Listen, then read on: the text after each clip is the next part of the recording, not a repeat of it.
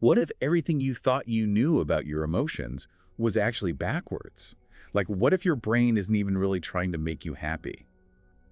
That's a pretty wild thought to start with, isn't it? It really is, and it sets the stage perfectly for what we're exploring today. Ideas from a really insightful book, uh, Thibaut Meurisse's Master Your Emotions. Ah, yes, a great read. He Yeah. takes a very practical approach. I think he mentions, doesn't he, that he dealt with shyness himself? He does, yeah. And he offers something like 31 simple strategies, a kind of formula almost, Yeah. to help you handle negative feelings. It's not just abstract theory. No, definitely not. And I think our goal here is really to unpack some of those core ideas, give people a bit of a shortcut to maybe understanding their own emotional world a bit better. Where do emotions even come from? Mhm. And more importantly, how can we actually, work with them, maybe even use them for growth? Exactly. Turn them into tools rather than things that just happen to us. There are some genuinely surprising insights and some really actionable takeaways in Maurice's work. Okay, so let's dive into one of the biggest ones right away. This idea that our brain's main job isn't happiness, it's survival. That feels Yeah. counterintuitive. It absolutely does, but it's kind of fundamental to his whole perspective. It explains so much, like the negativity bias. The negativity bias, remind me. Well, basically, our brains are hardwired from, way back ancestrally to focus on threats, dangers, negative stuff. It helped our ancestors stay alive. Okay, makes sense for caveman times. But Oh, the now, wiring's still there. So think about fear of rejection. It hurts, right? Real emotional pain. That's the old system flagging social exclusion as a survival threat, even if logically it isn't life or death anymore. so that ancient wiring causes us unnecessary stress today. Often, yeah. And it gets tangled up with things like dopamine, too. Ah, the pleasure chemical. How does that fit in? Well, dopamine rewards survival behaviors, but modern life, especially things like, say, social media, can kind of hijack that system. You get these quick hits of pleasure, a like, a notification. Feels good for a second. Right, a quick hit.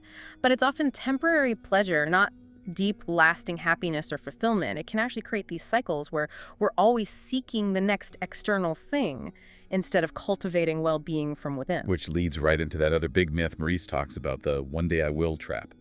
I'll be happy when I get the promotion or when I buy the house. Oh, absolutely. We all fall into that, don't we? But there's this concept called hedonic adaptation. Agonic adaptation. Yeah, it basically means we tend to return to our baseline level of happiness, even after big wins or major setbacks. The excitement wears off, the pain lessens, and we kind of drift back to our normal. So chasing those external goals won't guarantee lasting happiness then. Pretty much. Maurice really emphasizes that genuine happiness tends to come more from our internal state, our attitude, our perspective, rather than just our external circumstances changing. Okay, so if it's internal, what about the ego? Maurice brings that up too, this identity we construct. How does that affect our emotions? Well, the ego is like this identity built from, what society tells us, our beliefs, our experiences, and getting too attached to that specific identity, defending it all the time. That can be a huge source of negative emotion. Like getting defensive. Exactly. Defensiveness is almost always about protecting the ego. Maurice suggests that just becoming aware of the ego, recognizing it's something you have that isn't all of you, that awareness itself can lead to, more emotional freedom, less need to constantly defend. That sounds liberating, especially when you pair it with the idea that emotions themselves are fleeting. They come and go. Yes, that's such a crucial point.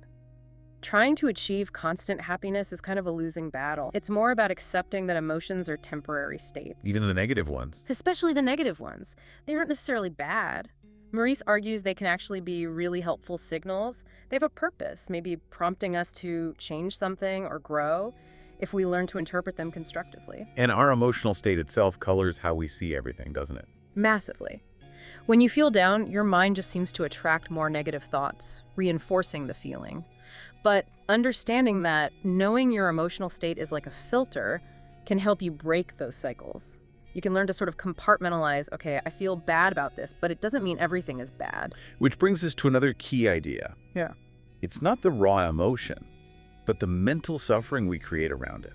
That's the real issue. Can you unpack that a bit? Yeah, it's a subtle but really important distinction. The initial feeling, anger, sadness, fear, might be unpleasant, but the real prolonged suffering often comes from the stories we tell ourselves about that feeling. The judgments, the interpretations, the endless loops of thought. So I failed that presentation, I'm useless, I'll probably get fired.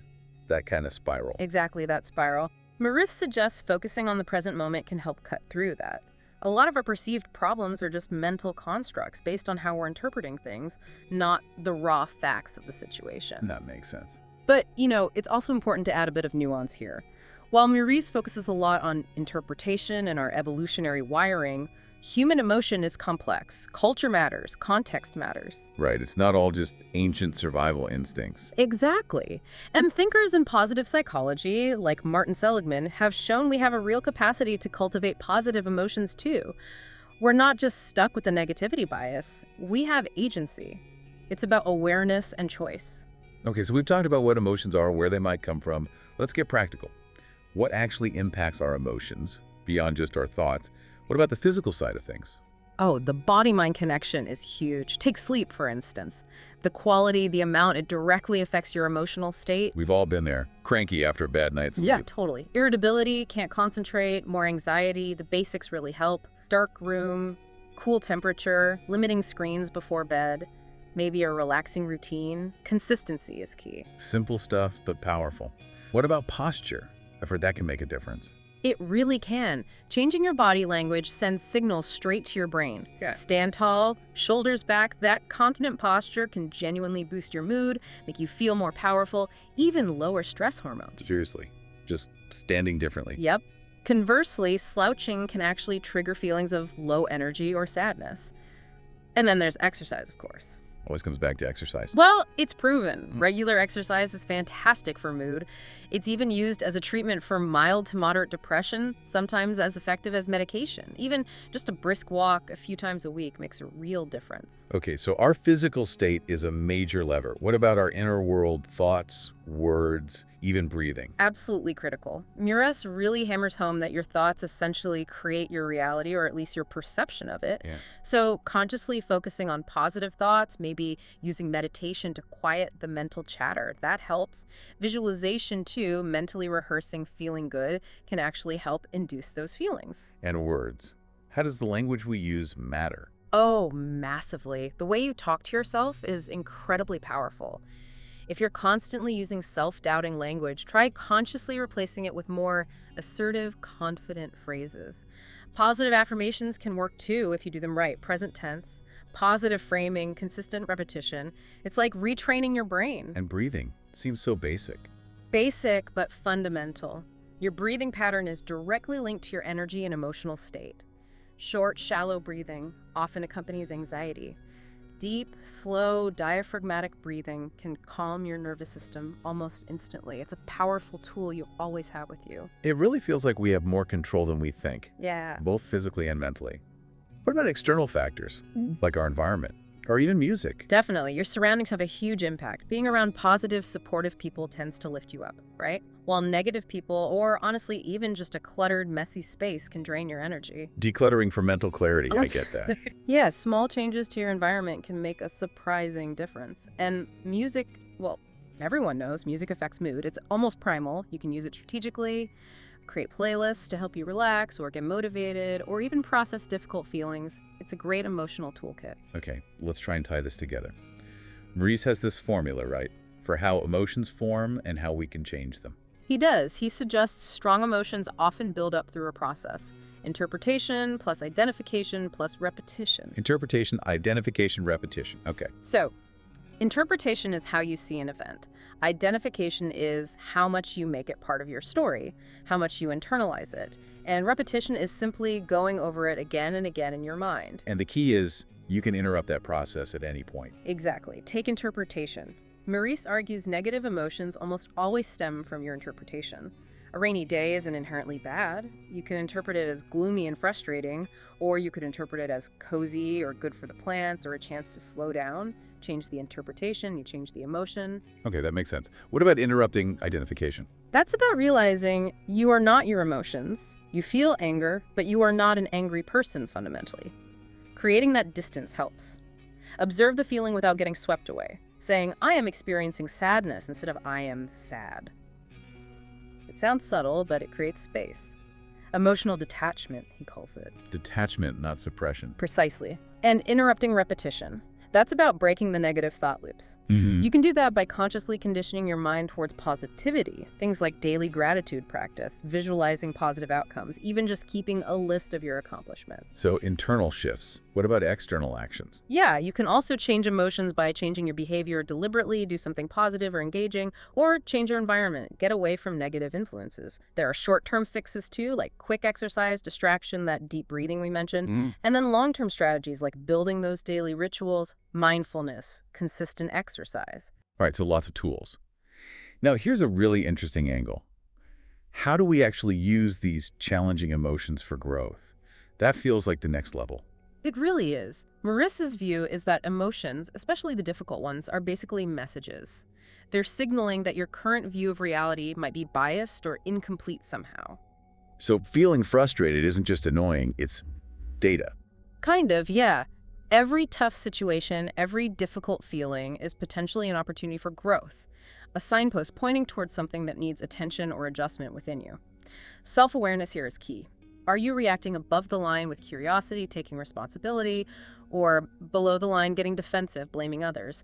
That choice really dictates whether you learn from it. Above or below the line. I like that. And understanding if your actions come from fear versus, say, love. That distinction provides huge clarity, too. Are you avoiding something out of fear, or moving towards something out of a sense of purpose or connection? Knowing the root motivation helps guide your growth. Okay, let's make this concrete. What about common struggles? Like feeling not good enough. How does this apply? That feeling often comes from negative self-beliefs. So the growth opportunity might be to consciously practice acknowledging your actual accomplishments, big or small. Learn to accept a compliment gracefully instead of batting it away. That's actively working against the not good enough narrative. And being defensive. That's often ego protection, like we discussed. The growth is in recognizing that urge to defend and choosing vulnerability instead, facing the discomfort. For stress and worry, the first step is recognizing your response to a situation, not the situation itself. Identify the source, figure out what you can actually control, and take responsibility for that piece. Okay. What about caring what other people think? That's a huge one. Oh, massive. Maurice has a great line. What people think of you is none of your business. Realizing most people are preoccupied with their own lives, not scrutinizing yours, can be incredibly freeing. The growth is in detaching your self-worth from external opinions. Easier said than done sometimes. What about resentment? Resentment usually comes from unmet expectations, often because we haven't communicated them clearly. Holding on to it is like, well, there's that saying, resentment is like drinking poison and hoping it will kill your enemies. It hurts you. The growth comes through honest communication, setting boundaries, and ultimately forgiveness for your own peace. So even jealousy could be flipped. Absolutely. Jealousy often points directly to something you desire. Instead of letting it sour into negativity, you can see it as a signal. Okay, this is important to me. Then redirect that energy into motivation. How can you work towards that goal yourself? Maybe even collaborate instead of competing. Wow, okay. And feelings associated with depression. Maurice frames it often as a signal of disconnection from yourself, from meaning from the present. The path forward, he suggests, involves reconnecting, grounding yourself in the present moment, in your body, finding activities that feel meaningful rather than getting lost in negative thought cycles. It's a powerful reframe for so many difficult states, even fear and discomfort. Especially fear. He has another quote. Life always begins with one step outside of your comfort zone. Fear isn't necessarily a stop sign. Often it's a sign you're stretching, you're on the verge of growth. Embracing that discomfort, taking the step anyway, that's where the magic happens. Procrastination, too, he sees it as mostly an emotional issue, usually tied to fear of failure or overwhelm. Address the underlying fear, break it down into tiny steps, and action becomes easier. And a lack of motivation. Often signals a mismatch between what you're doing and what you truly value. It's a call to reassess your goals. Are they really yours? Do they align with your deeper purpose? Adjusting course based on that signal is growth. But just to circle back with a bit of reflection here, while framing emotions as signals for growth is incredibly useful, we do need to be careful not to oversimplify things like clinical depression or anxiety. Sometimes deeper issues are at play that need more than just reframing.